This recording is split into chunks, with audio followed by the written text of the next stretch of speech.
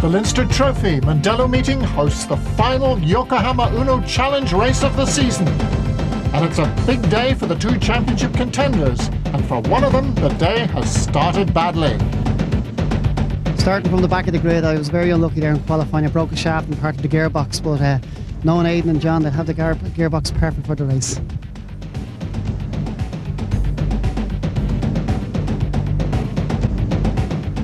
Bob second this morning in qualifying, but the real news is the big man of the championship is way down the back. Yeah, suits us exactly where we want him, as far away as possible. Gives us more points to gather up. And in actual fact, they let him up to 12th position, but that's your front row. The 7-year-old teenager, Eoin Murray, on pole position. Little bit of wheel spin. Copeland gets away. McFarlane heads side by side as they head down into the first very tight one. We're looking out the back of Copeland's car. You can see, Murray coming across, giving him a little helping hand, pushes on wide and into that first place. Murray learning from the man that looks after his car, Ronnie Griffin, I think. And in third place is McFarlane first. Fourth place is Haid, a relative newcomer to this field, doing very well in his first season. And all 30 Unos, 39,000cc head out to Ambassador for the first time. And we're on board now with the man who started in that 12th position, letting someone up the inside, Quentin Smith, just about to get it back across the back from. Will he make the place up? He's a lot of hard work to do if he's to win this championship. But Quentin Smith really just has to finish this race to win the championship. He's been leading that series all year, and here's the man who's challenging at the moment and challenging for the lead. Bob Copeland, number 60, going for the outside, but having to tuck back into the slipstream.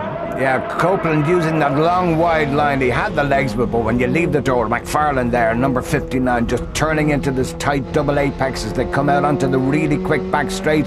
The battle up front is for first and second, but this is the battle for third and fourth. Haid tucked in there in the Marks modelled car, having a look out the outside. Copeland, the blue and yellow there, very late on the brakes. Watch this young man, number 5 in the A&D Motor Factors car, just locking that back wheel as he gets the weight off it. But Copeland pulling a car length, and look, there's Travers in the background there in the blue and yellow car. That's the man who looks after Bob Copeland's car. Now, he can do nothing to help this man. We're on board again with Quentin Smith into the S's. Quentin Smith then, trying to stay out of trouble. That's all important today. This afternoon's been a pretty frustrating last couple of races for him. As I said, he led the championship right throughout.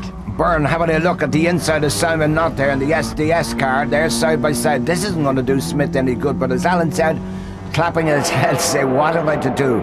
Still Murray keeping that line up the inside really close. Copeland having to go out there. Quick look in the mirror. Not the quickest line. Copeland should get a slingshot. We look back to see where Smith.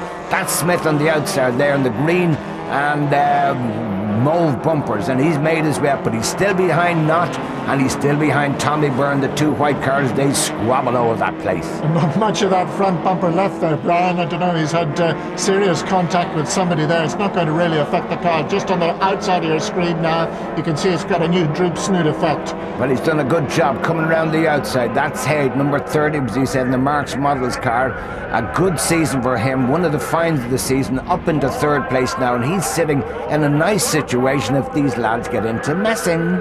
But what about young Eoin Murray? He's looking very much at command of this situation at the moment. There's the would-be champion having another little go there at number 21. I think that's Simon Knott. That is Simon Knott in the SDS car, but Byrne has made that long run down. Knott gets through there, but he's going to pull up alongside him. Early braking lets him through as they head out in the long back straight now. He's got to make room on McArdle is his next man, pulling over, not really closing the door. They're coming into the braking area. Just look, and he's got a nudge there. We presume it's from Knott. Will he get it all together? No, he's heading for the kitty litter. And it's hard to get out of this one.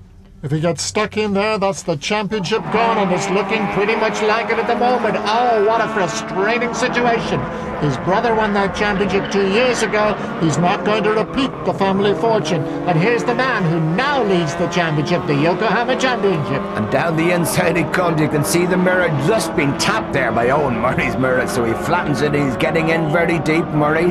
Not panicking now as he looks at that outside line. Remember the first lap? Joe lock on wheels. He's going to go on straight. Understeering off. He's lost that second place. He could easily lose the third place if Haid was closer.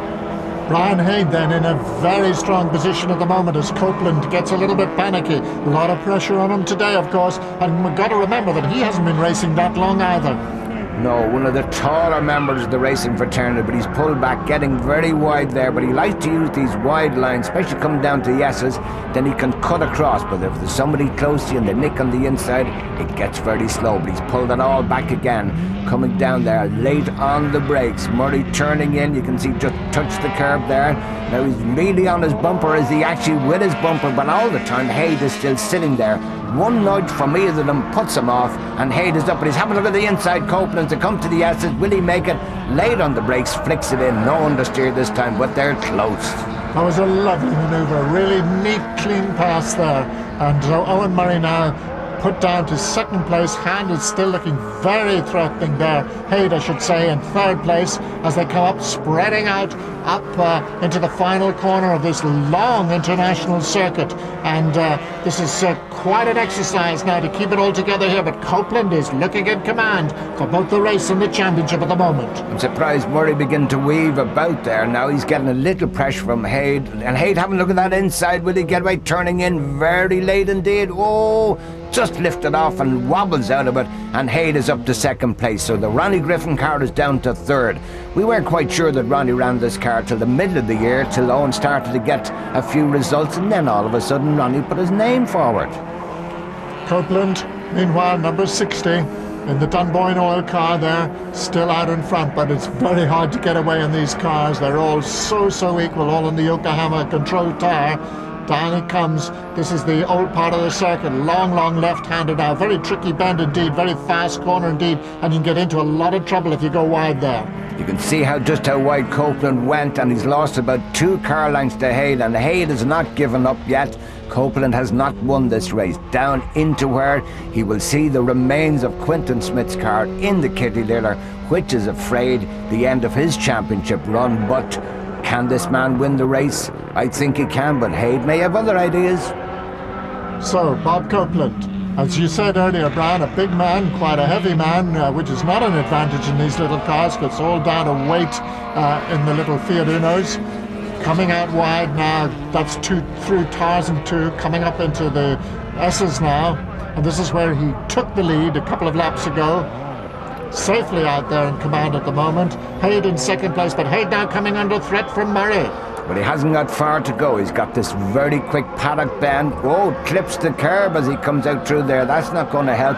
Coming up the outside, will he do it? Will he what? Locks a wheel there. He's made a mistake.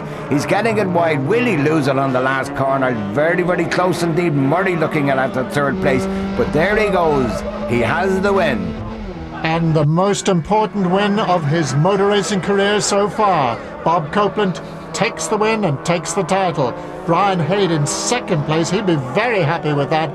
Eoin Murray probably not so happy with third place, because remember, he was in pole position. And not only did you win the race, Bob, but you've also won the champion. Chaps to Quentin going out. Yeah, unfortunate for Quentin. I do feel sorry. He had the work done all year, but at the end of the day, it's down to luck, and our luck was in today. And that's the situation. Copeland wins the championship, 300 points. A very frustrated Smith in second place, 298. McFarlane third. Excellent result for Hayde in fourth place.